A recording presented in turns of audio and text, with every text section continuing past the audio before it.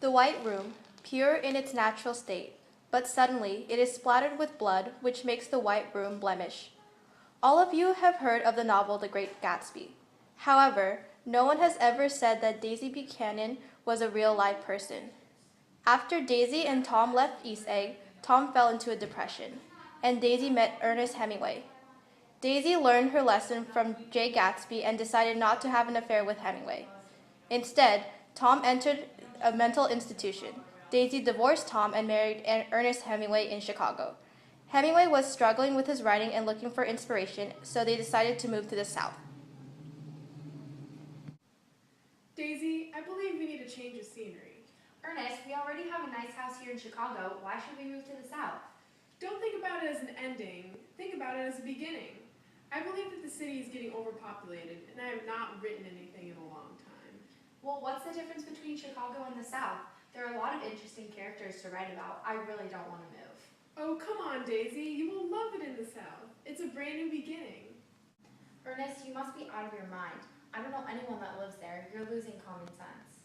Daisy, please. I promise you'll love it. Oh, Ernest, isn't it lovely out here? It reminds me of my days in Louisville. I was unaware that you grew up in Louisville. Why didn't you tell me? Oh, it was a long time ago. I don't believe in living in the past. The present and the future are all that matter. Daisy, you must be honest with me. I know your past marriage and affair was not smooth sailing, but in our relationship, I would ask for one thing, honesty. I assure you, Ernest, I will be honest in our marriage. Likewise, I wish for your honesty too. The house looks a bit outdated. I wonder if anyone still lives there. Well, we shouldn't be rude. We should bring a housewarming gift and greet our new neighbors. I'm not sure about that. I know social graces, but that house looks a bit on the eerie side. Well, then it's settled. Shall we go meet our new neighbor? It is a balmy spring day when Daisy and Ernest decide to bring over some of Daisy's famous lemon pie to visit their new next-door neighbor. Although it is a beautiful day, something about the vast, looming Victorian house gave off a slightly strange air. Daisy and Ernest walk up the stairs to the new house, and Daisy knocks twice on the door.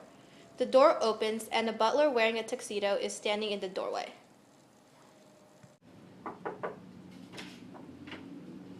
Good afternoon, sir and madam. Have you come to call on Miss Emily? I'm afraid I haven't seen either of you two before. Good afternoon. Yes, we have come to pay a visit to our new neighbor. I am Ernest Hemingway. Perhaps you have heard of some of my works. And this is my lovely wife, Daisy.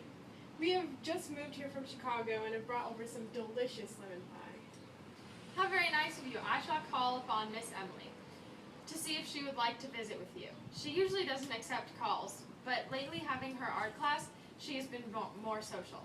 She's getting old, you see, and I have to warn you, she may be a bit grumpy, but don't take it too personally. Please come in.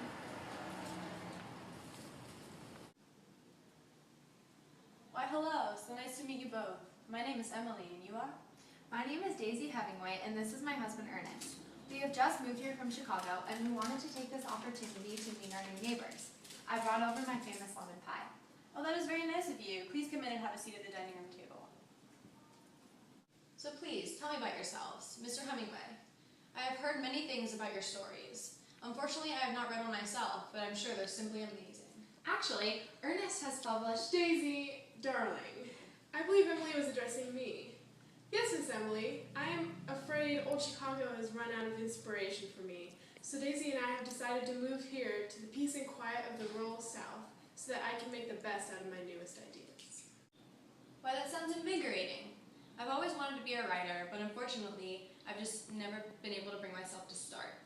Excuse me, Emily, could you direct me to the powder room, please? Why, yes, it's just upstairs to the left.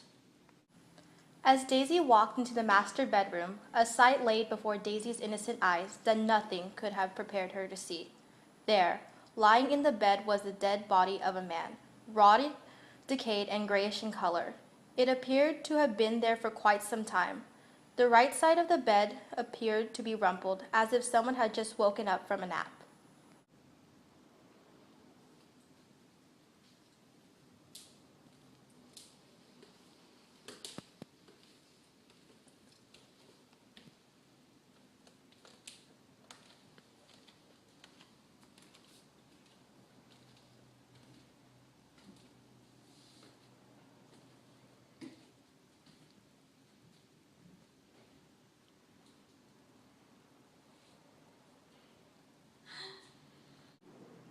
Ernest dear, I do believe it is time for us to go.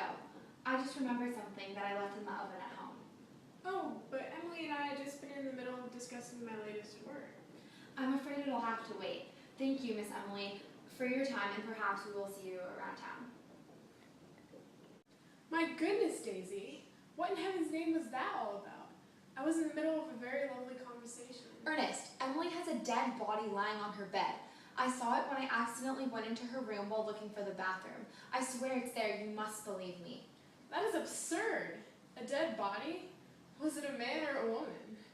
Daisy, darling, I think you should go lie down. No, you have to believe me. I wouldn't make this up. A man was lying next to where she goes to sleep every night. It looks like it had been there for a while too.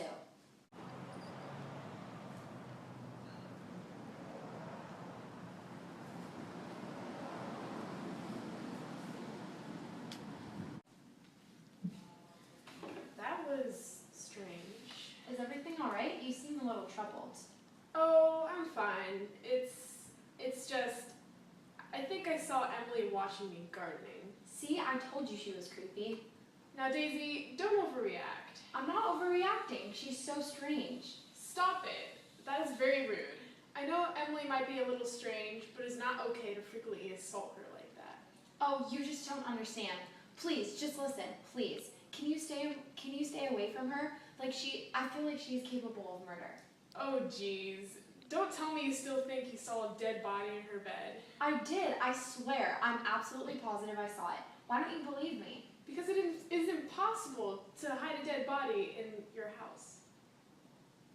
But she's done it and is capable of doing it again. You're insane! You don't understand. She's creepy and I'll prove it. Daisy wasn't sure what she was going to accomplish, but she hoped to find some evidence to prove that Emily was a murderer. After her conversation with Ernest, she had to, in order to prove that she wasn't crazy. Daisy spent the next 5 minutes angrily scrutinizing Emily's front lawn. When Daisy turned a corner to get to the back of the house, she bumped into Emily's butler.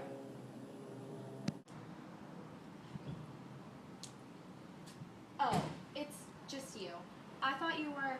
Never mind. I'll get going. You thought I was Emily. Yes. I must get going.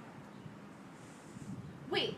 I'm so sorry to intrude, but you seem to know Emily well. For lack of better words, is Emily normal? Emily lived many years without leaving her house. Therefore, she doesn't converse with many people. She has some dark secrets. If I were you, I would keep my distance. Daisy didn't know what to think. It was all much too strange to comprehend. The butler's words made her certain of only one thing. Emily was not a normal person. Daisy returned to her home, all the while plotting how she could expose Emily for the actual person she was trying to hide. Daisy, as you know, I've been attempting to write my next work since we have moved here, and I recently have realized there is no need to continue searching because my inspiration has been in front of me all along. That's so pleasing to hear, Ernest. What have you found? Emily is my inspiration. She is the muse for my main character. You're right about her, Daisy. She is creepy, and her story is eerie, but that is what makes her unique and intriguing. I don't know about this, Ernest. I'm still uneasy about her. Darling, there is no need to worry. I will go over there and interview her right away, and it will be great. I must go see her now. If you must, then you must. Daisy is convinced that there is more to Emily than meets the eye. Daisy sees evil in her eyes and is scared for her husband who won't listen to her worries. Hemingway makes his way over to Emily's house and knocks on the door. Emily opens the door. Emily, it's a pleasure to see you again. I have great news. Trust me, the pleasure is all mine. Please come inside.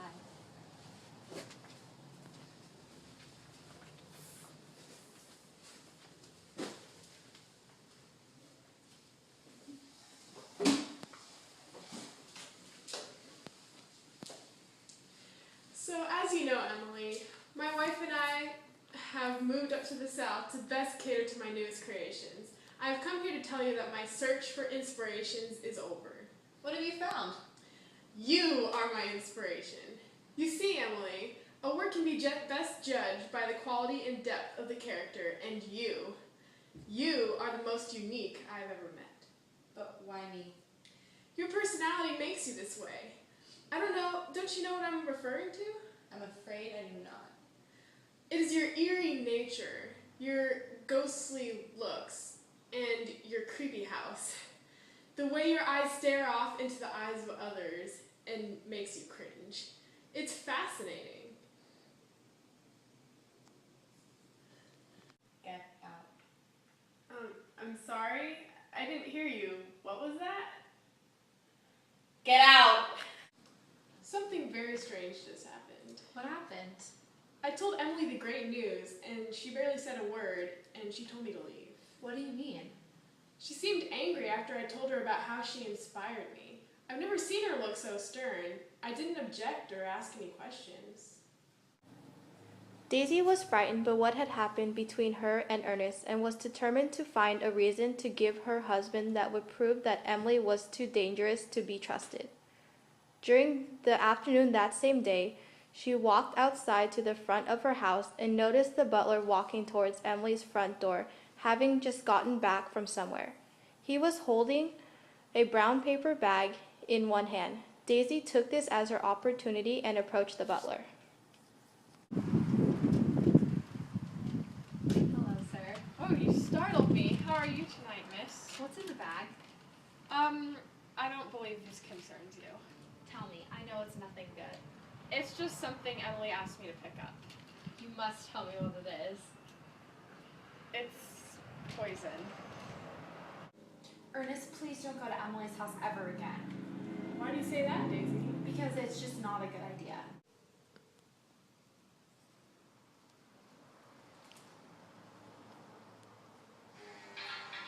I'll get it.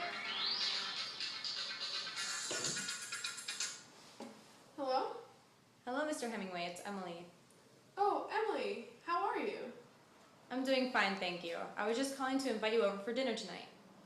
How kind of you. Of course I'll come. Daisy, darling, I got invited over to Emily's house for dinner. I think she's going to apologize. Do you want to come with me? No, thank you. I don't want to go there. Are you sure? Positive. Okay, well, I won't be long, honey. I'll leave as soon as I can. Daisy gives no further explanation to Ernest, and that upsets him because he feels that Daisy is interrupting his work for no reason. Ernest believes that Emily is inviting him over to apologize for the previous night, but little does he know that this is not the reason at all. Ernest, how lovely to see you. You too, Emily. Please come in. Let's sit down for dinner. Back at home, Daisy starts to think about what happened the day before. She starts to worry about her husband.